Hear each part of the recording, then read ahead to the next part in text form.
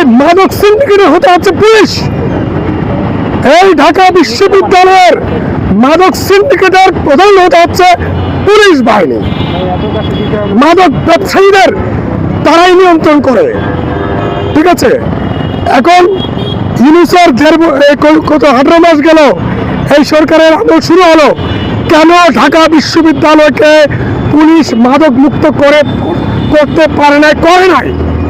তার আপনারা তো সাংবাদিকতা করেন, একটু গভীরে যান। ঢাকা শহরে যারা মাদক ব্যবসা করে, বাংলাদেশে যারা মাদক ব্যবসা করে, তাদের প্রধান পৃষ্ঠপোষক হচ্ছে পুলিশ বাহিনী। সেই জন্য বাংলাদেশের কোথাও এবং ঢাকা বিশ্ববিদ্যালয় এলাকাতেও, ঠিক আছে, মাদক মুক্ত হয় না। এখন আপনি মাদক মুক্ত করেন, তার জন্য আপনাদেরকে আমরা সর্বাত্মক সাপোর্ট দেব ঢাকা বিশ্ববিদ্যালয়ের অবস্থান থেকে। কিন্তু আপনি মাদক নির্মূল তো করছেন না। আপনি মাদক নির্মূলের নামে কিছু সাধারণ নাগরিক, কিছু সাধারণ স্টুডেন্ট ঢাকা বিশ্ববিদ্যালয়ের উপরে, ঢাকা বিশ্ববিদ্যালয়ের শিক্ষার্থীদের উপরে অত্যাচার করছেন।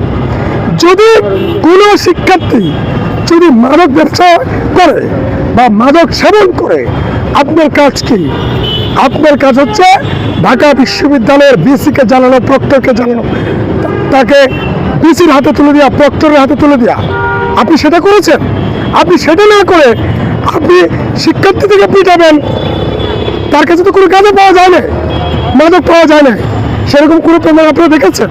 সেরকম কোনো প্রমাণ মাসুদ সাহেব হাজির করতে পেরেছেন?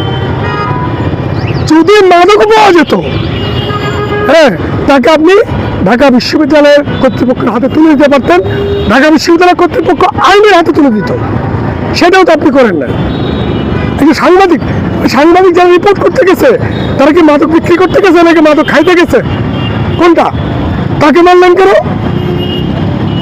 এসব অন্যায় পুলিশকে থামাতে হবে।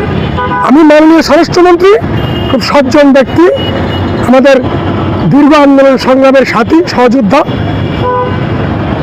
ঢাকা বিশ্ববিদ্যালয়ের বড় ভাই, হ্যাঁ, সালাউদ্দিন আহমেদ সাহেব, উনি রাষ্ট্রকে ভালোভাবে ডিল করতে পারে, রাষ্ট্র সুন্দর মতো চালাতে পারেন। যেহেতু উনি স্বরাষ্ট্রমন্ত্রী, আমি ওনাকে আহ্বান জানাবো।